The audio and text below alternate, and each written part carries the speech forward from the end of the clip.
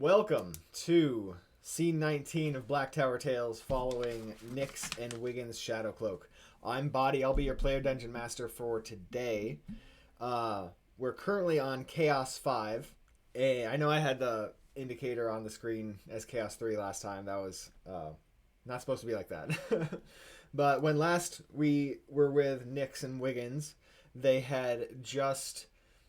they basically cleaned up a fight with a couple chaos cultists and were looting the room. They encountered they didn't encounter, they met a little fairy that was trapped with all of the gold and silver that the cultists had, and they met him and released him from the cage that he was in. And the little guy found out what was going on with him, and he's sort of following them around for now. But Nyx and Wiggins are both at 1 hit point and not doing too well. So what they're going to do, the next expected scene that I've got in mind, is they're going to just travel a little bit of ways away from the castle in order to try and find somewhere to rest for the night, basically. Or I think there's a chance they try to find somewhere to rest in the castle. Honestly, actually, they have the place where they rested last night is still there. So I think that makes more sense for them to do that, actually. So are they going to leave the castle to find somewhere to rest? I think that is unlikely. Actually, very unlikely. In Chaos 5, that means 25% chance. Yeah, so no, they're going to go back to that craftsman's shop that they slept in last night, and in doing, we're gonna take some rolls to see what happens with figuring out where they're sleeping, to see if anything's changed in that that shop. But first, we talked about the magic item that they found with the cultist stuff, and I didn't have the ICRPG item rolls available, but now I do. I didn't feel like printing them out, but here we go. This is on a D100 table, and we got 88. So that's going to be an Ale of Death. Okay. Is what they found. What does it do? Food, after death, return with 10 hit points. If consumed and you don't die that day, it is wasted. Oh, man. Okay. So, Ale of Death. If you die, return with 10 HP. And then only works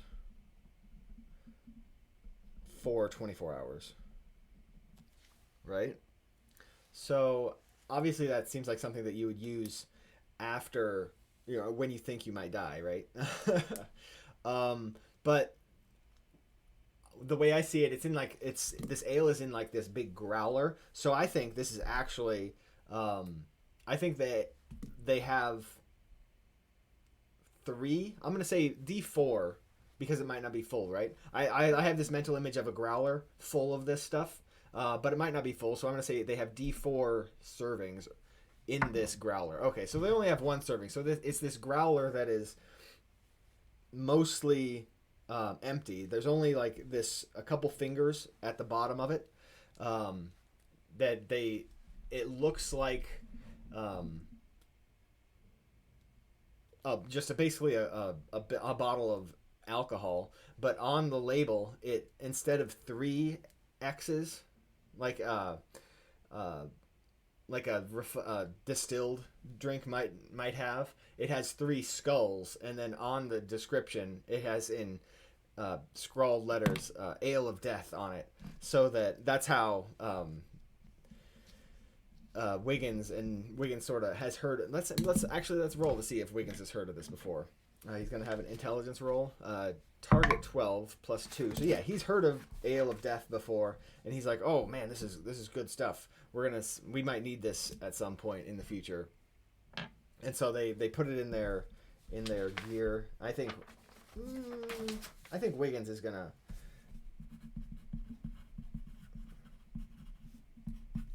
carry it.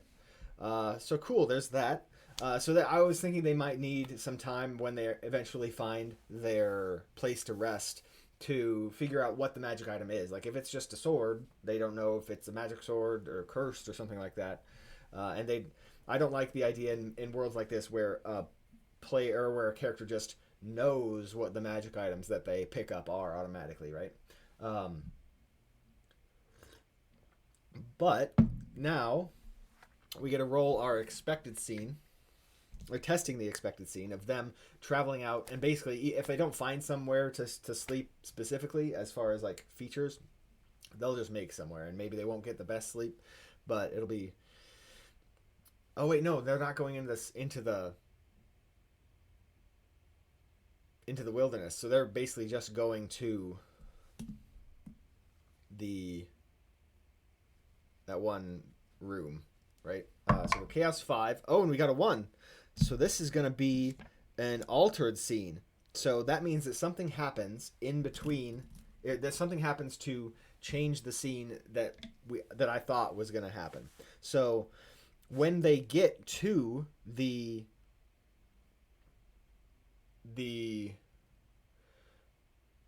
workshop that they slept in last time, something's different, and we're going to need to roll on the action and description tables in order to figure out what is different about it. So I think let's go with action 2 and descriptor 1 tables.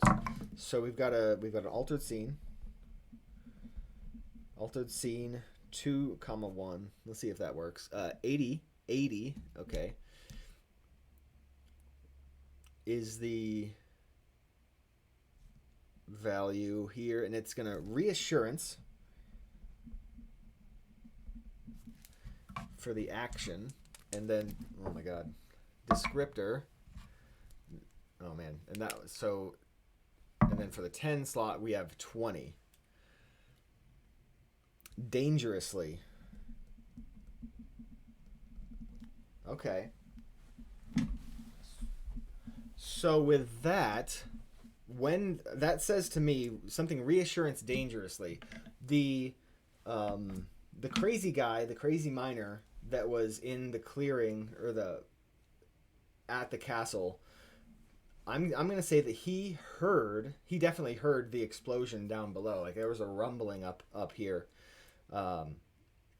and when they're coming out of the different place, or the hexagonal room where they defeated the band or the cultists, as they're making their way back to the workshop, what's going to happen is the miner guy is going to, he also remembers the little chaos statue that they had, but he's going to basically come up to them and ask them, what the hell happened down there? Who I heard this big noise, and there's like, actually, is there something crazy happening up here? Did something like a tower collapse or a room collapse up here? I think it's 50-50. I don't know.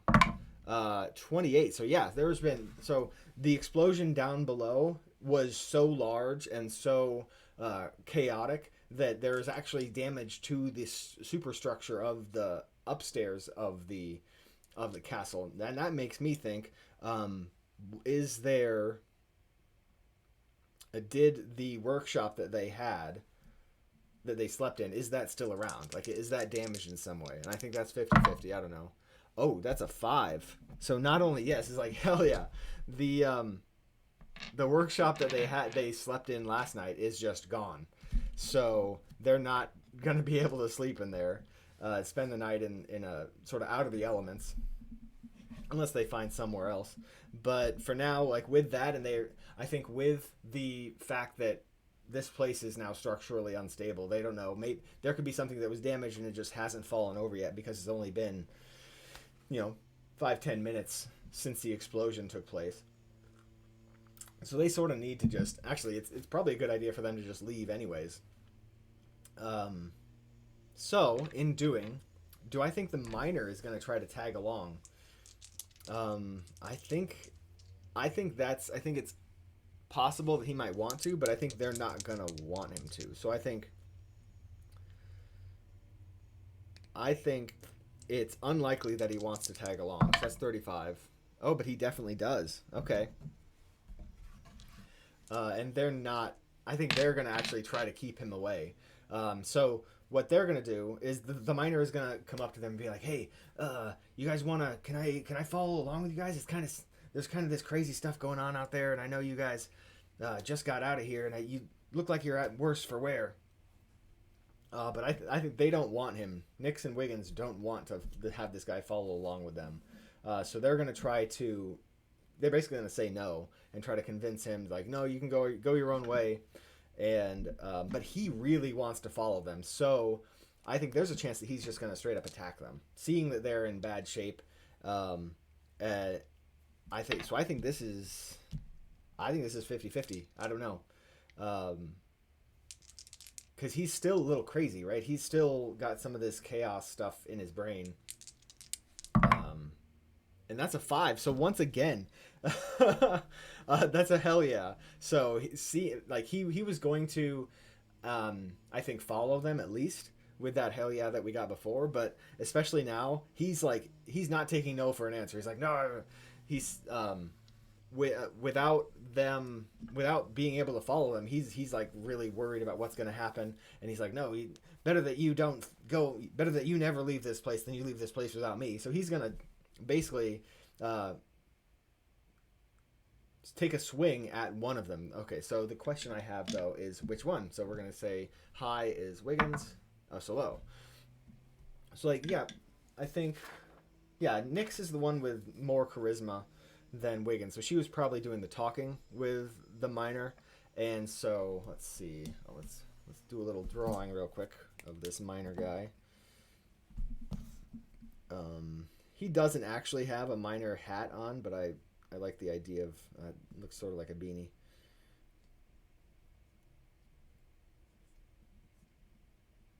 Oh man! All right. So this guy is standing here and talking to Nyx, and Wiggins is sort of in the area. Like they're all, but Nyx is taking the lead on discussing things with him. And they're near the post. There's that broken off post that he was leaning towards, and there's like sand on the ground. There's, I think, an upturned barrel over here.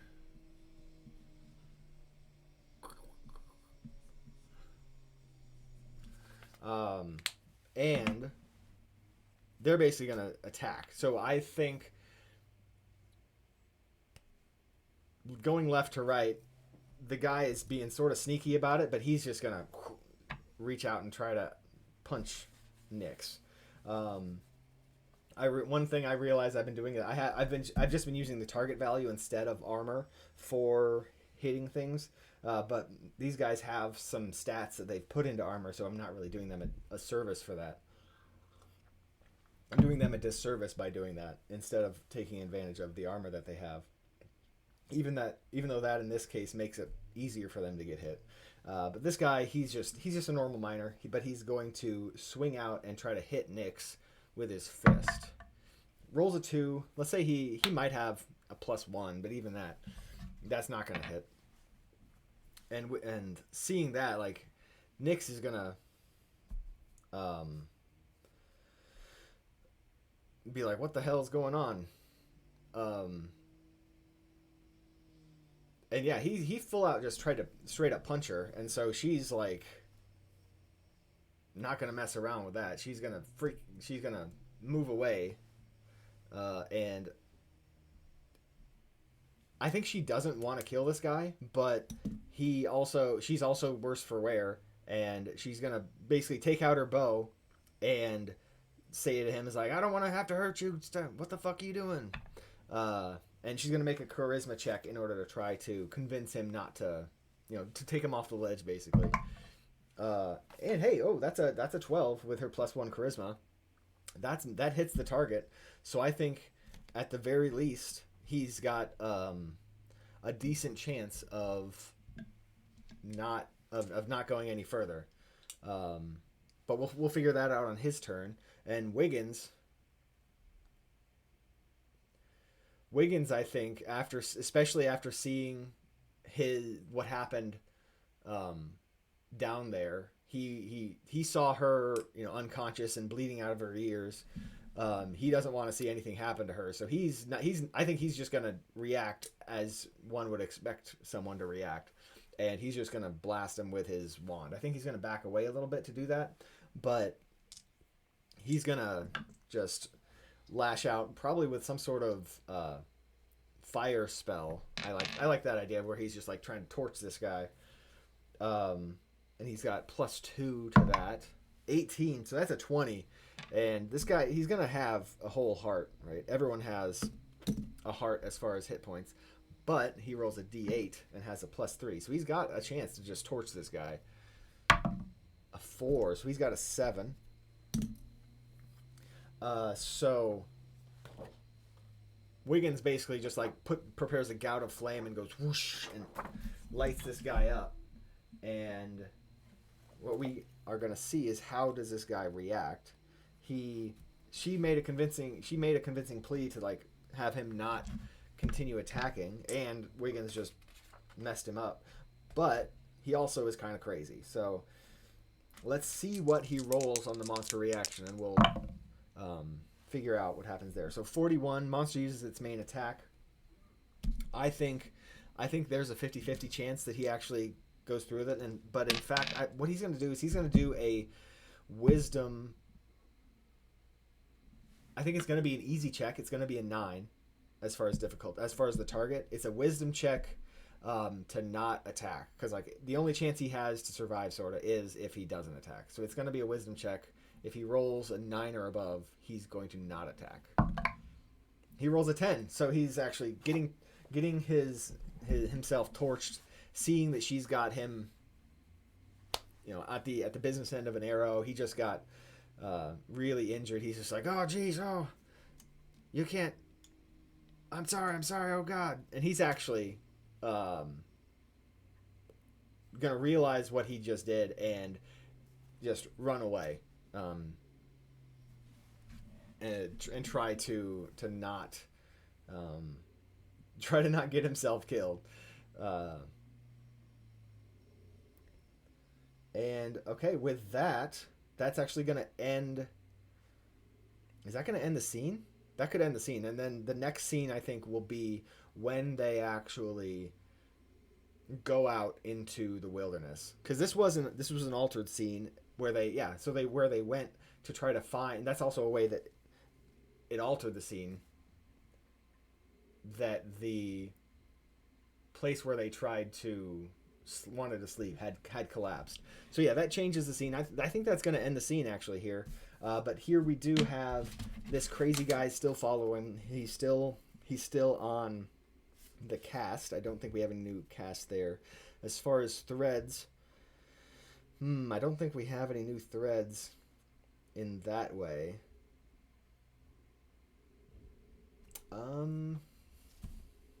I don't think we have any changes as far as that goes. So for scene 20,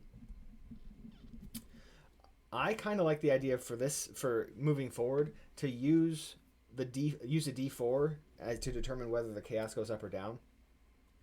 Basically, have it where a 2 or a 3 doesn't have the chaos change at all, but then a 1 will have the chaos go down, a 4 will have the chaos go up. I feel like sometimes there's not a whole lot of things happening in these scenes where it has an opportunity for chaos to happen, right?